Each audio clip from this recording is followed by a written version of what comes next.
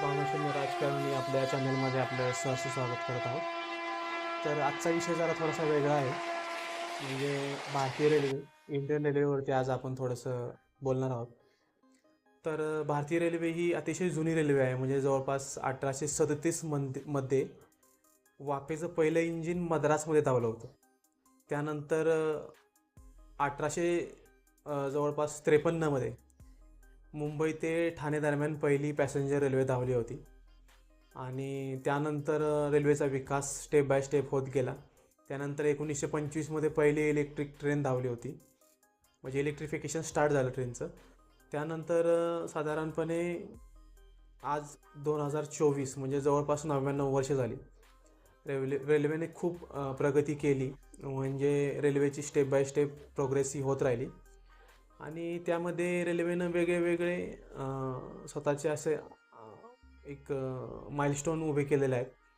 पण आज ज्यावेळी आपण अशा बलाढ्य रेल्वेविषयी बोलतो त्यावेळी रेल्वेच्या काही गोष्टी पाहून मनाला थोडीशी खंत वाटते. त्यामध्ये जर आपण प्रामुख्यानं पाहिलं तर भारतीय रेल्वेची जी अवस्था आहे ती मला तर थोडीशी जरा गडबडीत वाटत आहे. कारण आपल्या रेल्वेची जी क्वालिटी आहे ती दिवसेंदिवस थोडीशी खराब होत आहे. म्हणजे ती खराब होणं थोडंसं साहजिकच आहे, कारण रेल्वेची जी क्षमता आहे त्यापेक्षा जास्त लोक रेल्वेमध्ये प्रवास करत आहेत. तर आता जी क्षमता म्हणजे आता आपल्या देशाची लोकसंख्या जवळपास 150 कोटीच्या आसपास आहे. इतकं जास्त पॉप्युलेशन असल्याकारणानं आणि रेल्वेची लिमिटेड जे रूट्स आहेत आणि जे रेल्वेचं इन्फ्रास्ट्रक्चर आहे ते लिमिटेड आहे.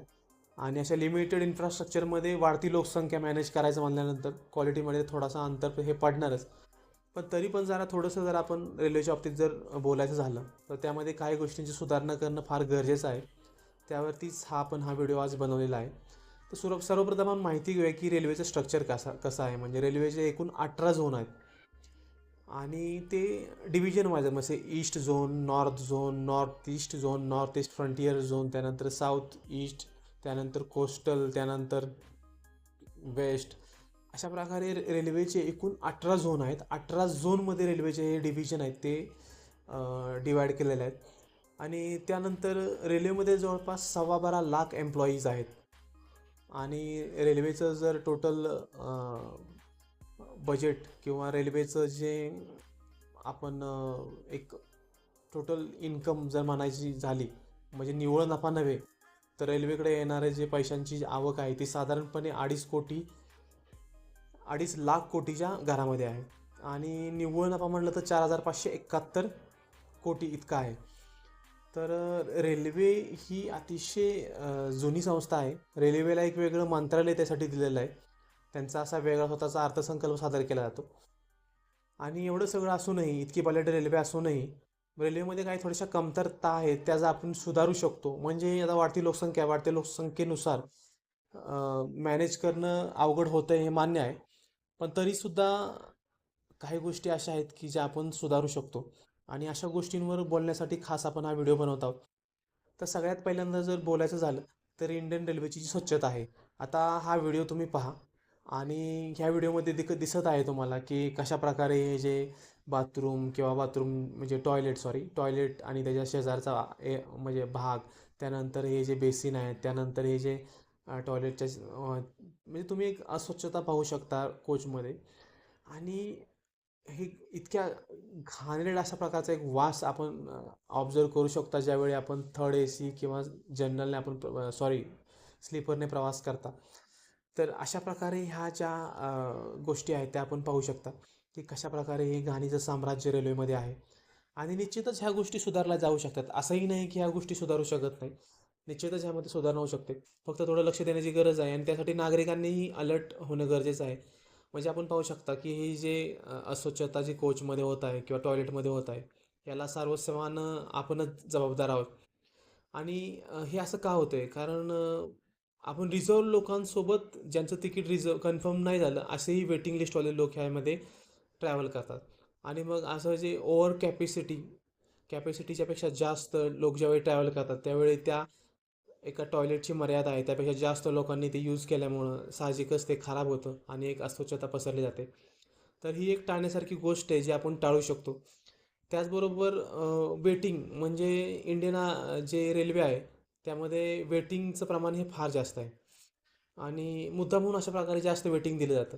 तर मला अशी विनंती आहे रेल्वेला करायची की तुम्ही जे वेटिंग आहे ते थोडंसं कमी द्या आणि तुम्हाला वाटतं की ते कव्हर होऊ शकतं अशा प्रकारे वेटिंग तुम्ही द्या. आणि त्यामुळं मग हे एक्सेसिव्ह जे लोक आहेत जे प्रवास करतात वेटिंग लिस्टवर ते जरा थोडी कमी होतील आणि जास्तीत जास्त ट्रेन सोडण्याचा प्रयत्न आपण या दृष्टीने केला पाहिजे. पण आपल्या रेल्वेचं स्ट्रक्चरच असं आहे की लिमिटेड ट्रॅक आहेत आणि त्यामुळं जास्त ट्रेनसुद्धा आपण सोडू शकत नाही कारण त्यांचं मॅनेजमेंट करणं फार अवघड जाईल. तसं अशा प्रकारे हा स्वच्छतेचा हा फार मुद्दा मोठा आहे. आणि त्यानंतर आता पाहू शकता आपण ट्रॅकवरती हे जे चिप्सचे बिस्किटचे जे रॅपर्स पॅकेट जे प्लास्टिकचे जे कागद आहेत अशा प्रकारे ट्रॅकवरती सुद्धा एकदम म्हणजे प्लास्टिक कचरा इतक्या मोठ्या प्रमाणावरती आहे की एक वेगळाच प्रकारचा लुक त्या ट्रॅकला येतो आणि ट्रॅकवरती अतिशय घाण असते आणि रेल्वेच्या ज्या ट्रॅकच्या आजूबाजूला असलेला स्लम एरिया आणि त्यामुळं त्या एरियामध्ये होणारी जी घाण आहे ते आपण निश्चितच रोखू शकतो. अशा लोकांना वेगळ्या ठिकाणी स्थलांतरित करून आपण हा अशा प्रकारचा म्हणजे जो घाणेरड्या स्वरूपाचा जो एक ॲपियरन्स ट्रेनमध्ये येतो तो आपण नक्कीच रोखू शकतो. ही एक रोखण्यासारखी गोष्ट आहे. तरीसुद्धा आपण त्यावरती गांभीर्यानं घेत नाही आणि इंडियन रेल्वेला ह्यावरती एक काम करण्याची गरज आहे असं मला तरी वाटतं. त्यानंतर दुसरी गोष्ट अशी आहे की डिसिप्लिनच्या बाबतीमध्ये म्हणावं लागेल तर जे रिझर्व करतात लोक तिकीट ज्यांचं तिकीट कन्फर्म होतं तर वेटिंग लिस्टवाले लोकसुद्धा अशा डब्यामध्ये घुसतात आणि अशा प्रकारे मग डिसिप्लिन एक कमजोर डिसिप्लिनचं लक्षण तिथं दिसतं. त्यामध्ये भांडण वगैरे तंटा अशा प्रकारे आणि बळजबरी केली जाते सीटवरती बसण्यासाठी वगैरे असे जे प्रकार आहेत ते आपण रोखले पाहिजेत. एक डिसिप्लिन रेल्वे आपण बनवण्यासाठी पुढाकार घेतला पाहिजे आणि त्यासाठी प्रत्येक नागरिकानं अलर्ट होणं गरजेचं आहे. म्हणजे ज्याची सीट आहे त्याला आपण प्रवास करून दिला पाहिजे आणि ज्यावेळी आपलं रिझर्वेशन कन्फर्म असेल त्याच वेळेस आपण प्रवास केला पाहिजे. आणि जर समजा एखादी इमर्जन्सी असेल तर मग तत्काल किंवा प्रीमियम तत्काल अशा सुविधा आहेतच. त्यावेळी आपण त्या सुविधांचा वापर केला पाहिजे.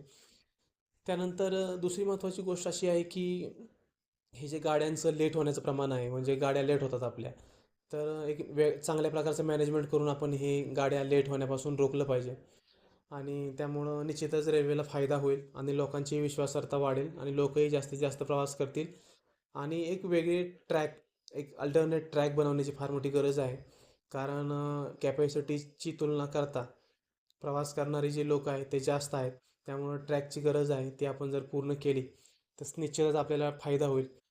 आणि आता आपण हे मुंबईचा हा व्हिडिओ पाहू शकता हे लोकलचं चित्र आहे जे मी तुम्हाला व्हिडिओमध्ये दाखवत आहे सध्या. हे लोकलमध्ये अशा प्रकारे एकदम एक रश आणि एका अशा प्रकारे एकदम असा अ, गर्दीचं एक साम्राज्य आपल्याला पाहायला दिसतं कारण कॅपॅसिटी कमी आहे ट्रेनची आणि प्रवास करणाऱ्या प्रवाशांची संख्या जास्त आहे. तर अशा रूटवरती जास्तीत जास्त ट्रेन रन करण्याचा प्रयत्न केला पाहिजे किंवा एक चांगल्या प्रकारचं अजूनही काही मॅनेजमेंट करता आलं तर केलं पाहिजे आणि अशा प्रकारची जी गर्दी आहे ती टाळली पाहिजे जेणेकरून अपघातही कमी होतील.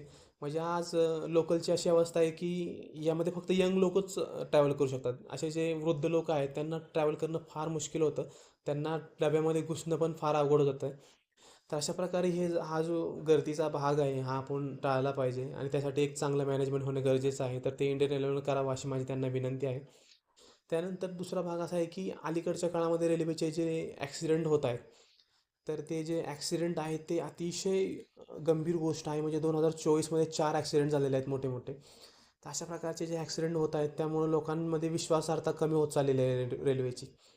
तर एक चांगलं मॅनेजमेंट करून आणि एक चांगल्या सुरक्षतेच्या उपाययोजना करून रेल्वेने ट्रेन रन केल्या पाहिजेत आणि अशा प्रकारे चांगलं मॅनेजमेंट करून हे अशा प्रकारचे अपघात टाळले पाहिजेत जेणेकरून लोकांमध्ये एक विश्वास निर्माण होईल.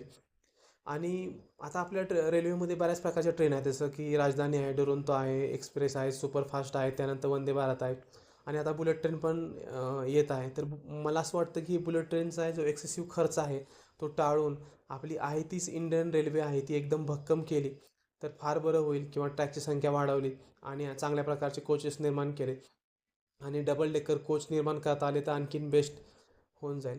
तर अशा प्रकारचं हे जे मॅनेजमेंट आहे ते रेल्वेनं करावं अशी माझी त्यांना विनंती आहे. त्यानंतर रेल्वेमध्ये ना विना तिकीट प्रवास करणाऱ्या प्रवाशांची संख्या पण जास्त आहे. तर आपण नागरिक म्हणून एकतर स्वच्छता आणि साफसफाईचं ध्यान आपण दिलं पाहिजे आणि कचरा रेल्वेमध्ये केला नाही पाहिजे, ही पहिली गोष्ट आहे. दुसरी, आपण एक जबाबदार नागरिक असल्या कारणानं रेल्वेमध्ये विना तिकीट प्रवास केला नाही पाहिजे. तिकीट घेऊनच प्रवास करावा असं मला वाटतं. त्यानंतर जे तिकीट म्हणजे ज्यांचं रिझर्वेशन कन्फर्म आहे अशा प्रवाशांना प्राधान्य द्यावं आणि शक्यतो प्रवास गरजेचा असेल तेव्हाच प्रवास करावा. अशा प्रकारच्या गोष्टी जर आपण केल्या तर निश्चितच आपण इंडियन रेल्वेला एका वेगळ्या उंचीवर नेऊ शकतो. तर हा व्हिडिओ खास मला जे इंडियन रेल्वेमध्ये जे चित्र पाहायला म्हणजे अलीकडंच प्रवास करताना दिसलं, त्या संदर्भात मी काही व्हिडिओ पण बनवले आहेत आणि अशा प्रकारचं ह्या गोष्टी जर आपल्याला सुधार करता आल्या तर आपण निश्चितच आपल्या रेल्वेला एक म्हणजे अभिमानास्पद उंचीवर नेऊन ठेवू शकतो. धन्यवाद.